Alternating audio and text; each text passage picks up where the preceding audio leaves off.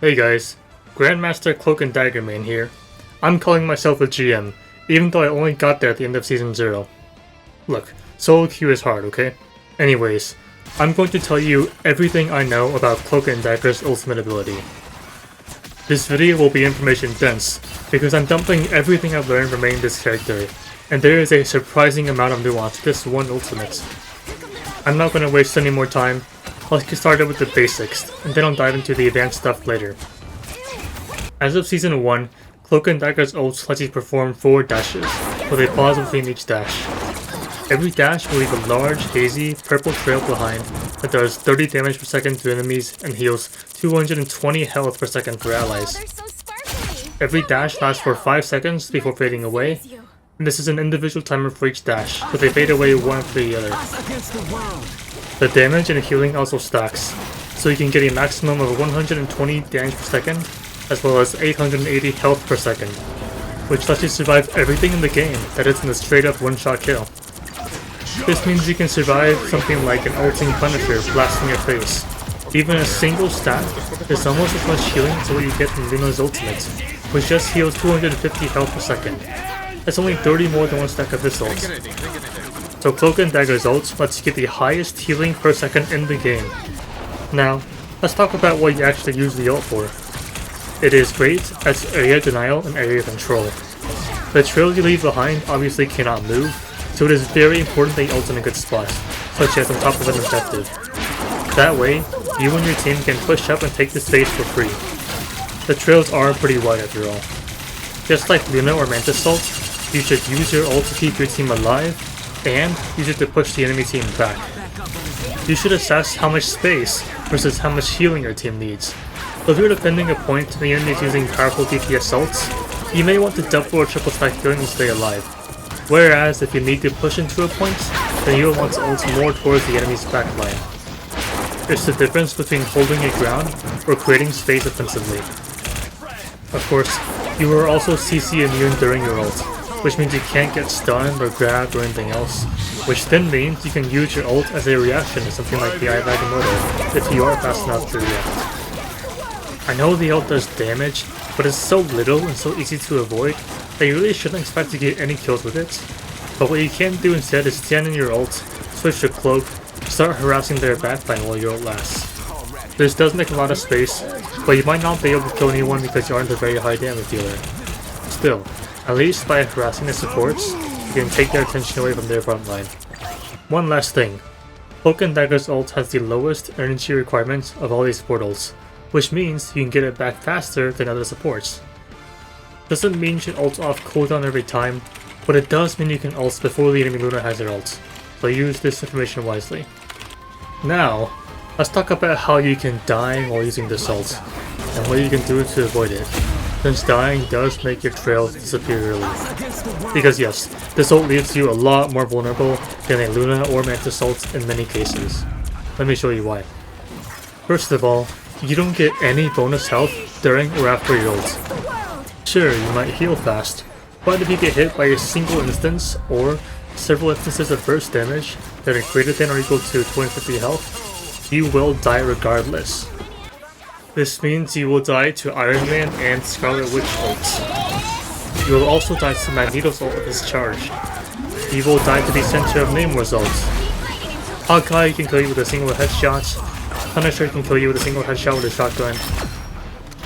But you don't just risk dying to one-shots.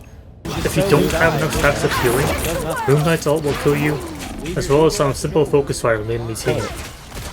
Even if I want to spread my dash around and cover more ground, I will almost always leave one area that has 2 stacks of healing, just so I can stay alive. Penny Mines can also kill you very easily.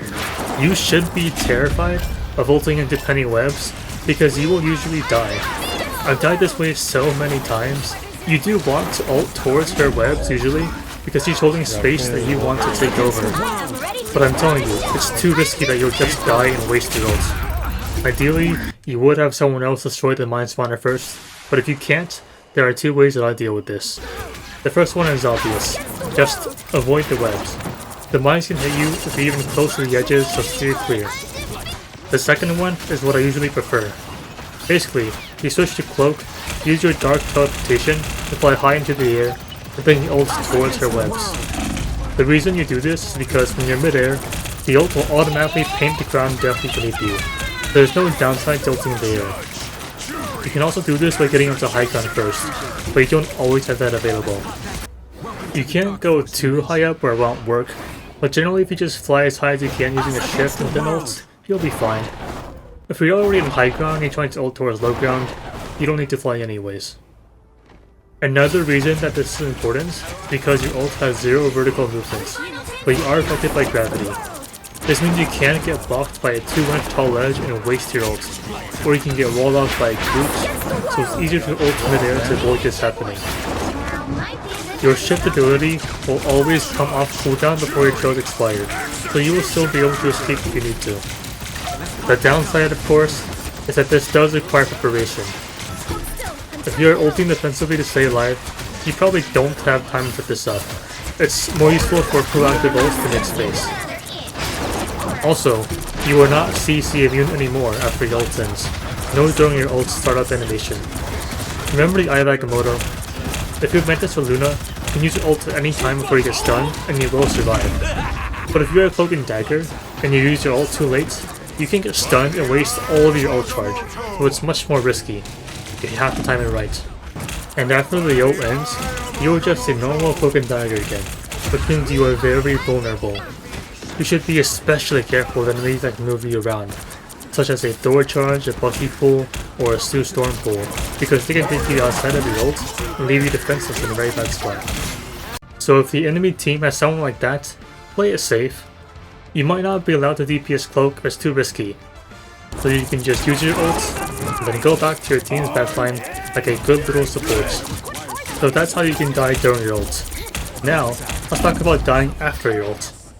Obviously, you are very vulnerable when your ult is over, and yet I still make this mistake sometimes where I'm just standing there beaming support and I don't realize that my healing is gone, so I just die in 3 shots.